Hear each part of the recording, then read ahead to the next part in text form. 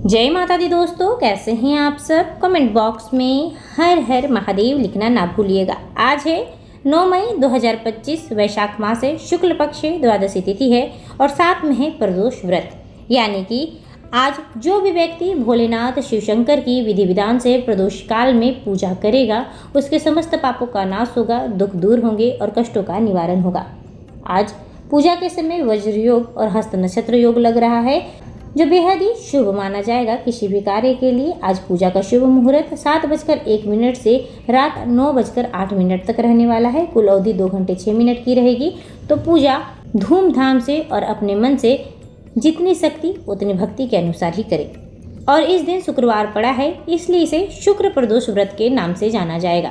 जिन्होंने प्रदोष व्रत नहीं धारण किया है, वह भी शुक्रवार प्रदोष व्रत कथा को सुने। उसके सुनने मात्र से ही आपके पापों का नाश होगा और आपको मोक्ष की प्राप्ति होगी। तो चलिए प्रेम से ही सुनते हैं शुक्रवार प्रदोष व्रत कथा।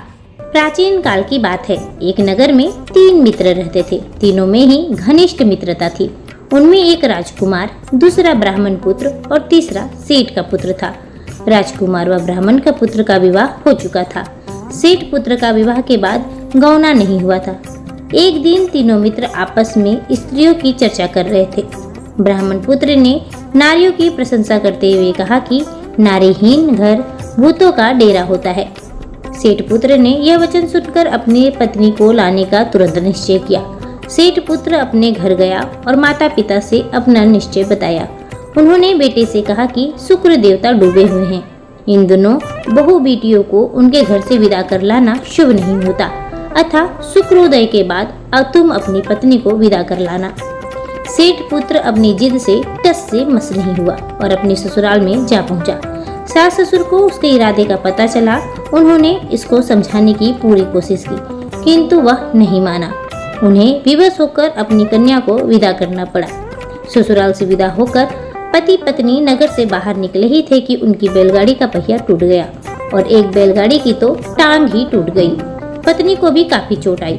सेठ पुत्र ने आगे चलने का प्रयत्न जारी रखा। तभी डाकुओं से उनकी भेंट हो गई और वे धन धान्य लूटकर चले गए। सेठ पुत्र पत्नी सहित रोता पीटता अपने घर पहुंचा। जाते ही उसे सांप ने डस लिया। उसके पिता ने वैद्यों को बुलाया। उन्होंने देखने के बाद घोषणा की कि सेठ का पुत्र 3 दिन में मर जाएगा। उसी समय इस घटना का पता ब्राह्मण पुत्र को लगा। उसने सेठ से कहा कि आप अपने लड़के को पत्नी सहित बहू के घर वापस भेज दो। सारी बाधाएं इसीलिए ही आई है कि आपका पुत्र शुक्रास्त्र में पत्नी को विदा कर लाया है। यदि वह वहां पहुंच जाएगा तो बच जाएगा। सेठ को ब्राह्मण पुत्र की बात जच गई और अपने पुत्र वधू को वापस लौटा दिया। वहां पहुंचते ही सेठ पुत्र की हालत ठीक होने लगी। शेष जीवन सुख और आनंद पूर्वक व्यतीत किया और अंत में वह पति पत्नी दोनों विमान द्वारा स्वर्गलोक को चले गए। प्रेम सहित बोलिए गौरी शंकर उमापति की जय।